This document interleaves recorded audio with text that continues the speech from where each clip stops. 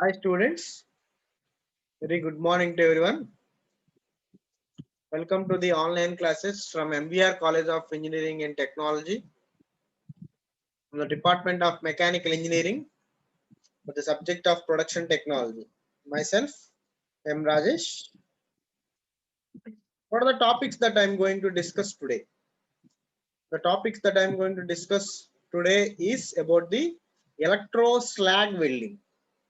I'm going to discuss about the electro slag welding. So what is this electro slag welding? So electro slag welding is an uphill welding process. Uphill welding process is a process in which weld joints are made in a vertical direction and the plates to be welded are held vertically. This welding is done both in a single pass and a multi pass. Okay. So as we have read out the what is the concept out over there. So electro slag welding అనేది ఏంటంటే అమ్మ ఒక up hill welding process. Up hill welding process అంటే ఏమీ లేదు, ఏదైతే మీరు wealth plates ఉంటాయి కదా, ఆ ప్లేట్స్ ని ఏదైతే మీరు జాయిన్ చేయాలనుకుంటున్నారో ఆ ప్లేట్స్ ని కనుక మనం వర్టికల్ డైరెక్షన్ లో కనుక ప్లేస్ చేస్తే దాన్నే మనం అప్ హిల్ వెల్డింగ్ ప్రాసెస్ అని చెప్పి అంటాం. అర్థమైందా? సో ఎలక్ట్రో స్లాగ్ వెల్డింగ్ ని మనం అందుకనే అప్ హిల్ వెల్డింగ్ అంటే రెండు ప్లేట్స్ ని మీరు వెల్డింగ్ ద్వారా జాయిన్ చేస్తారు కదా, ఆ జాయిన్ చేసే రెండు ప్లేట్స్ ని వర్టికల్ డైరెక్షన్ లో గనక హెల్డ్ చేస్తే ఓకేనా, దాన్ని అప్ హిల్ వెల్డింగ్ అని చెప్పి అంటారు. Okay, next this welding is done both in a single pass and a multi pass. అంటే ఏంటి, ఈ వెల్డింగ్ ని సింగిల్ పాస్ అంటే ఎట్ ఏ టైం చేయొచ్చు, ఓకేనా, లేకపోతే మల్టిపుల్ టైమ్స్ కూడా కంప్లీట్ చేయొచ్చు. అర్థమైందమ్మా? సో ఈ యొక్క ప్రిన్సిపల్ అర్థం అవడానికి ముందు మనం చిన్న డయాగ్రామ్ తో రిప్రజెంట్ చేసుకోవాలి. సో ఇక్కడ చూడండి, మనం చిన్న డయాగ్రామ్ తో ఇక్కడ రిప్రజెంట్ చేసుకుంటున్నాం. మనం ఇక్కడ డిస్కస్ చేసుకునేది ఏంటంటే ఎలక్ట్రో స్లాగ్ వెల్డింగ్. ఓకే, మనం ఇప్పుడు ఎలక్ట్రో స్లాగ్ వెల్డింగ్ గురించి డిస్కస్ చేసుకుంటున్నాం. ఓకేనా, ఆ డయాగ్రామ్ మనం ఎలా డ్రా చేసుకోవాలి అంటే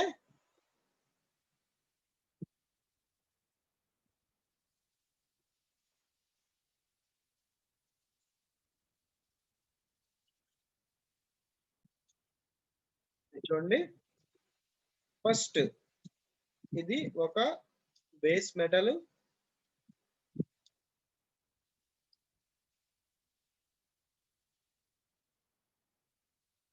ఇది ఒక బేస్ మెటల్, అట్లాగే ఇది కూడా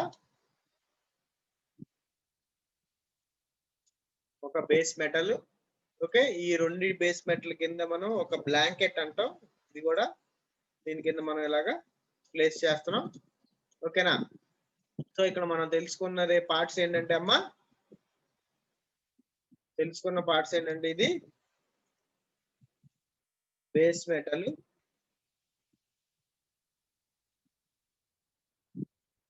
ఇదేమో బ్లాంకెట్, బ్లాంకెట్ అనొచ్చు, లేకపోతే ఇంకా డిఫరెంట్ కైండ్స్ ఆఫ్ నేమ్స్ కూడా అనొచ్చు. సో ఇక్కడ మనం నెక్స్ట్ ఏం చేయాలి అంటే ఈ ఎలక్ట్రోడ్ అనేది ఇక్కడ నుంచి ఇలాగ పాస్ చేస్తాం మనం. ఇది ఒక ఎలక్ట్రోడ్, మనకు కాయిల్ టైప్ ఉంటది. ఓకేనా, ఇది ఒక ఎలక్ట్రోడ్. ఇక్కడ ఏం చేస్తామంటే ఫిల్లర్ మెటీరియల్స్ ని యాడ్ చేస్తాం.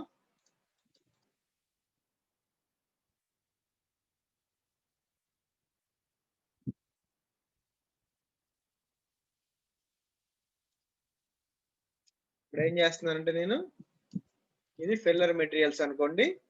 ఓకేనా, ఇది ఫిల్లర్ మెటీరియల్. ఓకే, సో ఆ పార్ట్స్ కూడా ఒకసారి డిఫరెన్షియేట్ చేసేసుకున్నాం ఇక్కడ మనం. ఇది ఎలక్ట్రోడ్, నెక్స్ట్ ఇక్కడ రాస్తాను ఇది ఫిల్లర్ మెటీరియల్,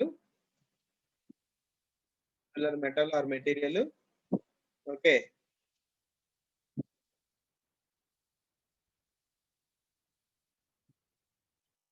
సో అర్థమైందమ్మా, ఈ రెండు బేస్ మెటల్స్ తీసుకున్నాం, ఇది ఒక బేస్ మెటల్, ఇది ఒక బేస్ మెటల్, ఇది బ్లాంకెట్, ఇక్కడేమో ఒక ఎలక్ట్రోడ్ తీసుకున్నాము, ఇదేమో ఫిల్లర్ మెటీరియల్. సో ఇప్పుడు మనం ఈ డయాగ్రామ్ లో మనం డిస్కస్ చేసుకున్న పార్ట్స్ ఇవే.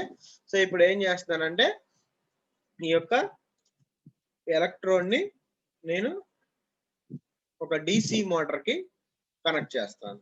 ఏం చేస్తున్నాను, ఈ యొక్క ఎలక్ట్రోడ్ ఏదైతే ఉందో ఆ ఎలక్ట్రోడ్ ఏం చేస్తున్నాను, ఒక డిసి మోటార్ కి కనెక్ట్ చేస్తున్నాను.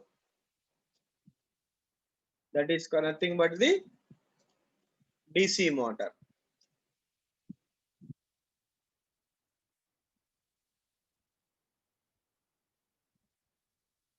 ఇక్కడ నుంచి మనకి కరెంట్ సప్లై అనేది వస్తుంది. అట్లాగే ఈ డిసి మోటార్ నుంచి ఇంకో టెర్మినల్ తీసుకొస్తున్నాను, ఇంకో టెర్మినల్ ఇలా తీసుకొచ్చి ఇక్కడ నుంచి ఇది యొక్క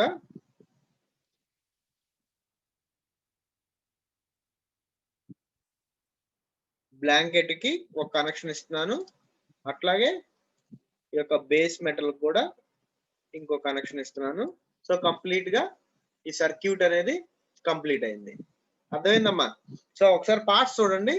ఇది బేస్ మెటల్, ఈ రెండు బేస్ మెటల్స్. ఓకే, ఈ రెండింటిని మనం జాయిన్ చేయాలి ఇక్కడ వెల్డింగ్ యూజ్ చేసి, ఎలక్ట్రోస్లాగ్ వెల్డింగ్ యూజ్ చేసి. ఈ రెండింటి దగ్గర ఏం చేస్తున్నాం, ఒక బ్లాంకెట్, ఈ బాటమ్ లో ఒక బ్లాంకెట్ ప్లేస్ చేస్తున్నాం. బ్లాంకెట్ ప్లేస్ చేసి ఫిల్లర్ మెటీరియల్ ఇక్కడ మనం ప్లేస్ చేసాం.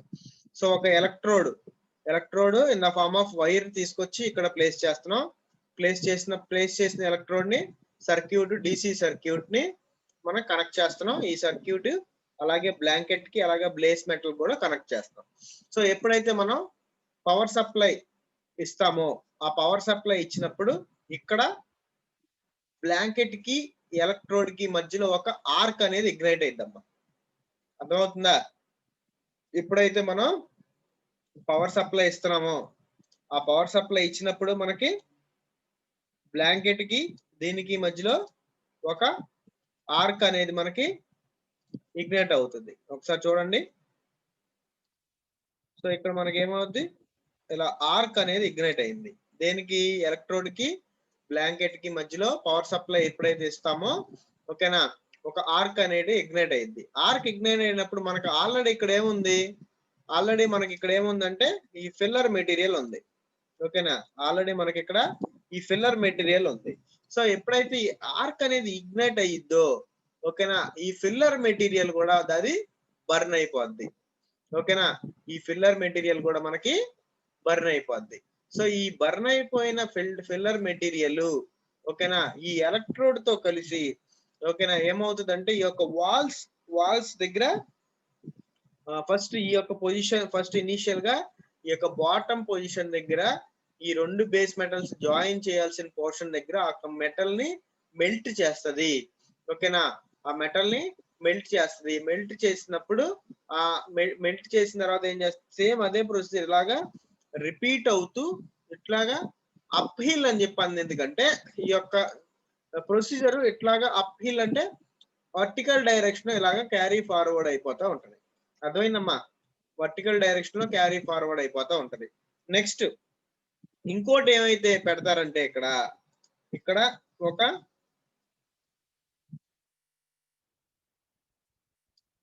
దీన్ని కాపర్ షూస్ అంటారు. ఇక్కడ ప్లేస్ చేస్తారు, అట్లాగే ఇక్కడ కూడా ప్లేస్ చేస్తారు. దాన్ని ఏమంటామంటే కాపర్ షూస్. సో రెండింటిని ఇది కాపర్ షూ, ఇది కాపర్ షూ. ఈ కాపర్ షూ అని ఎందుకు అంటారంటే ఈ యొక్క మోల్టన్ మెటల్ ఏదైతే ఉందో ఆ మోల్టన్ మెటల్ బయటకి వెళ్లకుండా ఉండటానికి మనకి ఈ కాపర్ షూస్ ని ప్లేస్ చేస్తారు. ఇక్కడ ఏదైతే హీట్ జనరేట్ అవుతుందో మెల్ట్ అవటం వల్ల ఆ హీట్ ని బయటకి డిస్పేట్ చేయడానికి గురించి కూడా ఈ కాపర్ షూస్ ఏం చేస్తారంటే కంటిన్యూస్ గా ఈ కాపర్ షూస్ లో వాటర్ ని సర్క్యులేట్ చేస్తూ ఉంటారు. అర్థమైందమ్మా? కంటిన్యూస్ గా ఈ కాపర్ షూస్ లో వాటర్ ని సర్క్యులేట్ చేస్తూ ఉంటారు.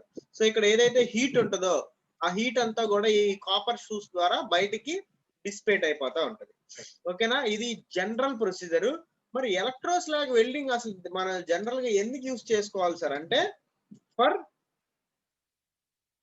థిక్నెస్, అంటే థిక్నెస్ కనుక ఎక్కువ ఉంటే అంటే more thickness if thickness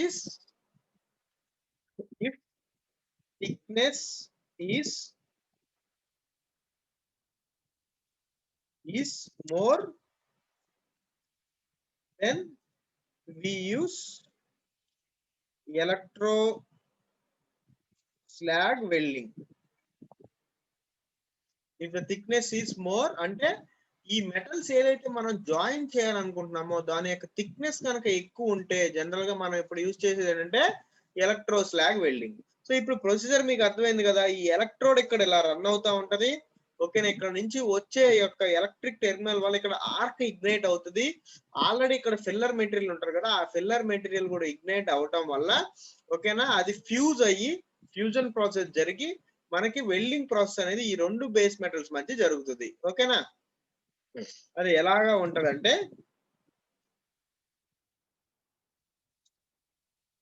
so welding complete అయిపోయిన తర్వాత ఈ యొక్క వెల్డింగ్ ప్రాసెస్ అనేది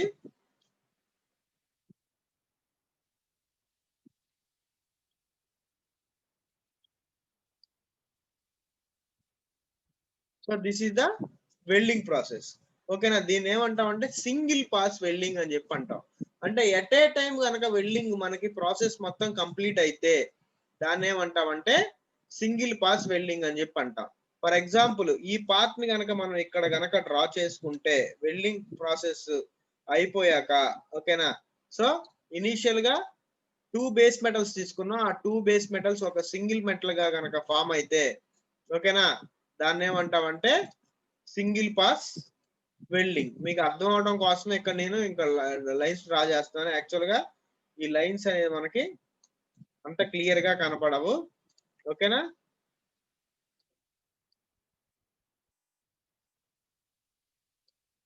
చూడండి, this is nothing but the welded joint. Welding అయిన తర్వాత మనకి కనిపించే జాయింట్ ఏదైతే ఉంది ఇది wealth area.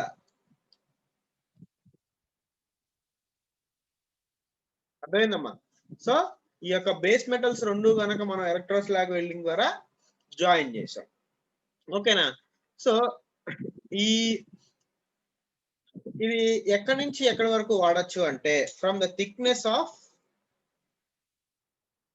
20 mm to 500 mm వరకు మనం ఇది యూజ్ చేసుకోవచ్చు. అర్థమవుతుందా? 20 mm థిక్ ని ఉన్న ప్లేట్స్ నుంచి 500 mm థిక్ వరకు ఉన్న ప్లేట్స్ ని మనం యూజ్ చేసుకోవచ్చు. సో నెక్స్ట్ ఇంకో పాయింట్ ఏంటంటే 20 mm థిక్ నుంచి 120 mm థిక్ వరకు 1 ఎలక్ట్రోడ్ ని మనం యూజ్ చేసుకోవచ్చు. అంటే ఇది ఎలక్ట్రోడ్, సింగిల్ ఎలక్ట్రోడ్. ఓకేనా, నెక్స్ట్ 120 mm నుంచి 230 mm వరకు 2 ఎలక్ట్రోడ్స్ ని మనం యూజ్ చేసుకోవచ్చు. నెక్స్ట్ 230 mm టు 500 mm వరకు 3 ఎలక్ట్రోడ్స్ మనం యూజ్ చేసుకోవచ్చు. సో ఇప్పుడు ఇక్కడ మనం చూసింది ఏంటంటే థిక్నెస్ తక్కువ కాబట్టి మనం సింగిల్ ఎలక్ట్రోడ్ ని యూజ్ చేసుకున్నాం. సో అలా కాకుండా థిక్నెస్ ఎక్కువ ఉందనుకోండి, ఓకేనా, అలా కాకుండా థిక్నెస్ కనుక ఎక్కువ ఉందనుకోండి అప్పుడు మనం ఏం చేస్తామంటే ఆసిలేషన్ అనే కాన్సెప్ట్ ని తీసుకొస్తాం. సో ఆసిలేషన్ అనే కాన్సెప్ట్ ఏంటంటే సో ఇది ఆల్రెడీ ఇందాక తీసుకున్న డయాగ్రామే, దాన్ని మళ్ళీ ఎడిట్ చేస్తున్నాను చూడండి.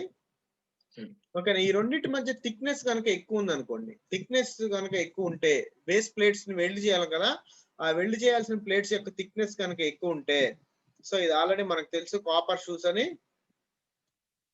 కాపర్ షూస్ ఒకసారి చేస్తాను, ఇక్కడ అరేంజ్ చేశాను ఆల్రెడీ. ఈ కాపర్ షూస్ ఇక్కడ డ్రా చేస్తాను. ఓకేనా, సో ఈ ఎలక్ట్రోడ్ ఏదైతే ఉందో ఈ ఎలక్ట్రోడ్ ఏం చేస్తుంది, సో ఫస్ట్ ఈ యొక్క బాటమ్ పొజిషన్ లో ఉంటది. ఓకేనా, బాటమ్ పొజిషన్ లో ఉండి ఇక్కడ హీట్ డిసిపేట్ అవుతుంది, వెల్డింగ్ జరుగుతుంది. సో నెక్స్ట్ ఏమవుతుంది, ఈ యొక్క టాప్ పొజిషన్ మూవ్ అయ్యి ఈ యొక్క కాపర్ షూస్ నుంచి హీట్ డిసిపేట్ అవుతుంది. అంటే మూవ్ అవడం అంటే ఏంటి, మీకు క్లియర్ కట్ గా అర్థం అవ్వాలి అంటే కంగారు పడబకండి.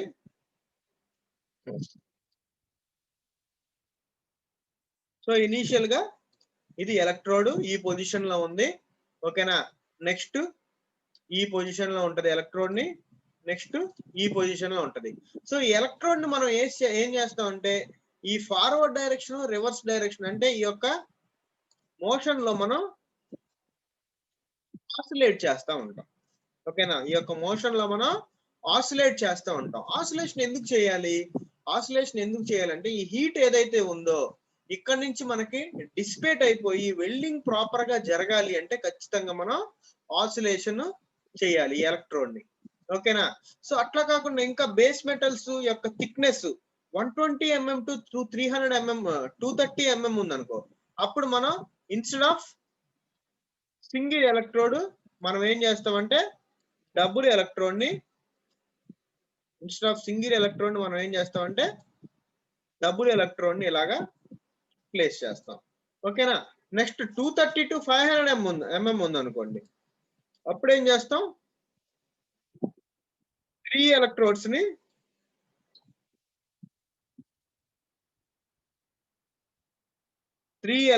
ఇలాగా ప్లేస్ చేస్తాం. అంటే బేస్డ్ ఆన్ ద థిక్నెస్, మన యొక్క థిక్నెస్ మనం ఏదైతే యూజ్ చేస్తున్నాం ఈ మెటల్ కి, ఆ థిక్నెస్ ని బేస్ చేసుకొని మనం ఈ ఎలక్ట్రోడ్స్ అనేది యూజ్ చేస్తాం.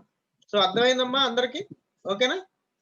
సో ఇప్పుడు మనం సేమ్ దీన్ని కనుక ఈ యొక్క బేస్ మెటల్ వెల్డింగ్ తర్వాత చూస్తే మనకి ఈ వెల్డ్ అనేది ఇలా కనబడుతుంది, ఓకేనా. సో ఇప్పుడు ఏం చేస్తామంటే మనకి ఇంకా క్లియర్ కట్ గా అర్థం అవడానికి ఒక యానిమేషన్ యూజ్ చేసి చూసుకుందాం, ఓకే.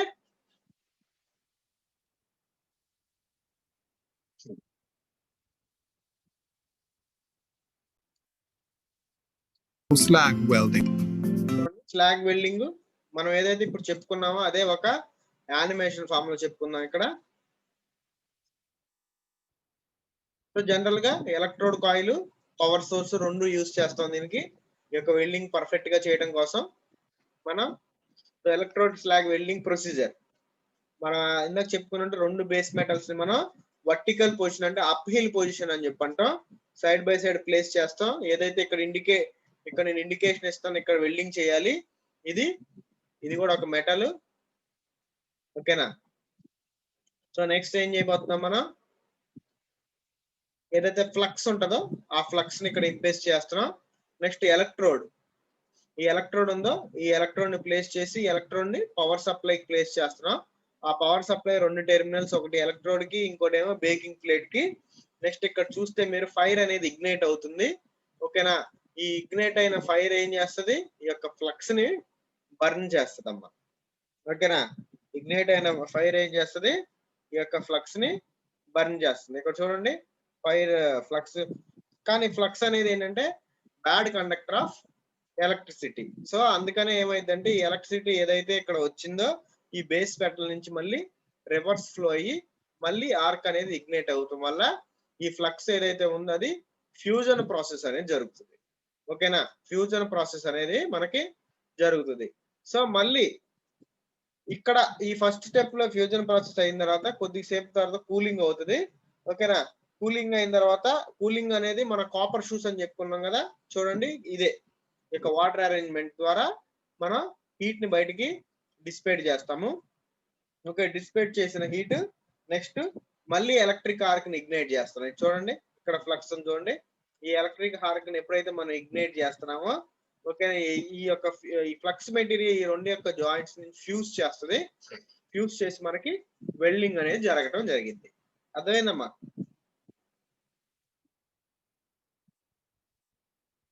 ఓకేనా.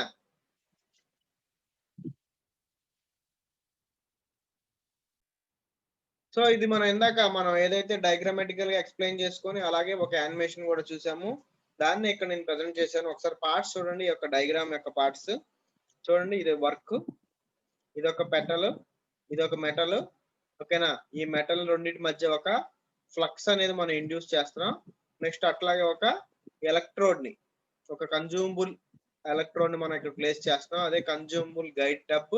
ఈ ఎలక్ట్రోడ్ ని మనం ఏం చేస్తున్నాం అంటే ఒక పవర్ సోర్స్ కి కనెక్ట్ చేస్తున్నాం. కనెక్ట్ చేసి ఈ యొక్క వైర్ ఫీడ్ ని అంటే ఫీడ్ అంటే ఈ యొక్క మూవ్మెంట్ ని మనం కంట్రోల్ చేస్తూ ఉంటాం. ఎప్పుడైతే మనకి ఎలక్ట్రిసిటీ ఆర్క్ ఇగ్నేట్ అవుతుందో, ఇక్కడ ఏదైతే ఫ్లక్స్ ఉంటుందో ఆ ఫ్లక్స్ హీట్ అయ్యి ఇక్కడ వెల్డింగ్ అనేది మనకి జరుగుతుంది. సరే చూడండి, పార్ట్స్ చూడండి. వర్క్ పీస్ మనకు ఆల్రెడీ తెలుసు. Work, next consumable guide electrode, molten slag అంటే flux, molten metal, molten weld pool మనకు తెలుసు. రిటైనింగ్ షూ అంటే చెప్పాను, కాపర్ షూస్ అని అవి. ఓకేనా. Next control panel, power source. ఓకేనా.